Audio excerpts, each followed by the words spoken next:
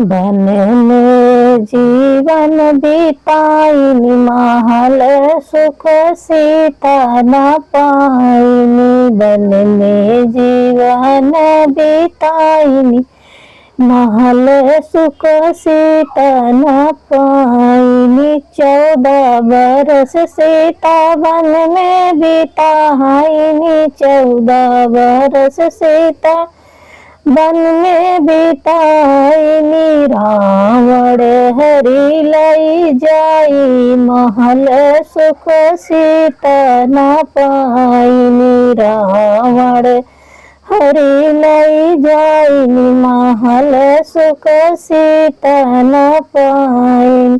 14 बरस से वन से लौट सी वन से जब सीता महल में आईनी। वन से सीता जब महल में आईनी। धोबिया जे कड़ुई बात सुनाइनी, धोबिया जे कड़ुई बात सुनाइनी। सीता वन में बिताइनी, महल सुख सीता न पाइनी। जनक दशरथ के बहू कहाइनी, महल सुख सीता न पाइनी।